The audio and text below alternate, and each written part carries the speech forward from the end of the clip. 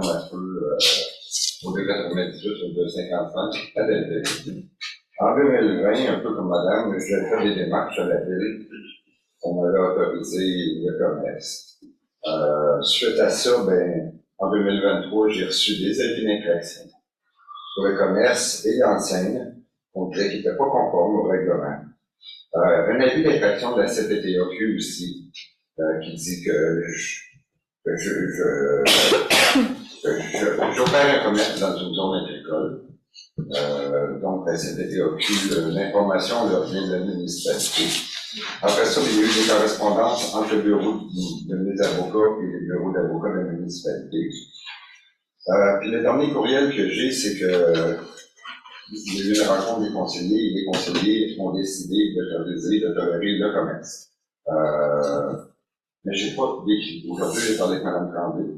Elle me dit que, bon, le commerce va être autorisé, que ça va rester comme ça dans le vide. Mais j'ai reçu des avis d'infraction. Donc, si on envoie des avis d'infraction, on doit les lever légalement et on doit renvoyer une lettre à la CPTAQ pour confirmer à la CPTAQ que le commerce de M. Beaulieu est conforme à la réglementation. Parce que là, j'ai toujours les deux avis d'infraction qui me prennent au-dessus de la tête, qui datent depuis le 5 septembre. On me donnait 15 jours pour fermer mon commerce et 15 jours pour enlever mon enseigne.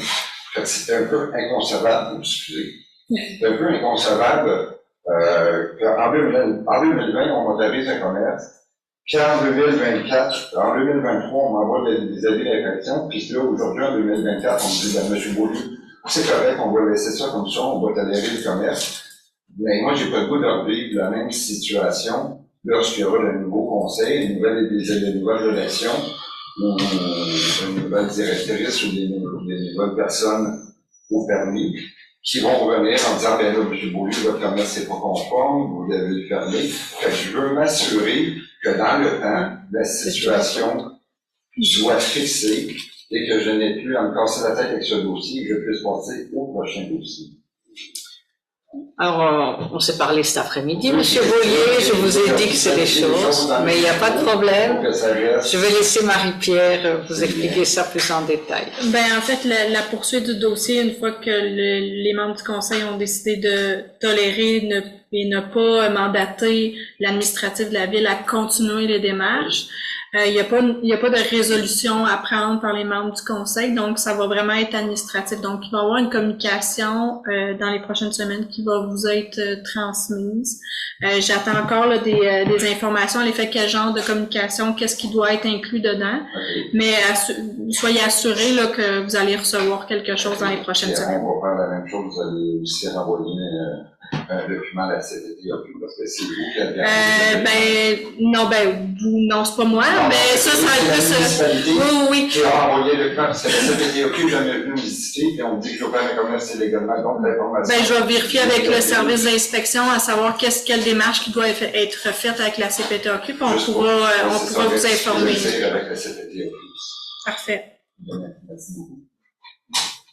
Je voulais juste peut-être souligner le dossier de M. Beaulieu est un peu complexe parce que c'est un dossier, c'est un commerce accessoire? Oui, c'est ça, c'est un usage complémentaire. Usage complémentaire, et ce n'était pas évident que la vente d'armes soit un usage complémentaire d'une résidence privée, dans un domaine agricole. Si monsieur avait vendu des carottes en zone agricole, ça aurait été évident. Mais pour les armes, c'était moins évident, Et donc, c'est pour ça aussi qu'il y a eu, le cheminement a été un peu plus laborieux. Donc, et vous n'êtes pas les seuls à avoir eu des autorisations il y a quelques années et qui ne sont, en fait, qui, à la lecture des règlements, n'étaient pas confirmées. Donc, en fait, je voulais juste le préciser, chaque dossier est différent, puis on essaye que les choses se fassent, pour que votre commerce ne sera pas toléré, il va être permis, parce que tolérer, c'est très subjectif et aléatoire, ça va être permis, donc ça va être clarifié. Ça va? Oui, merci beaucoup. Je voulais juste que ce soit précisé. Monsieur Messier, une question. À la 2 heures.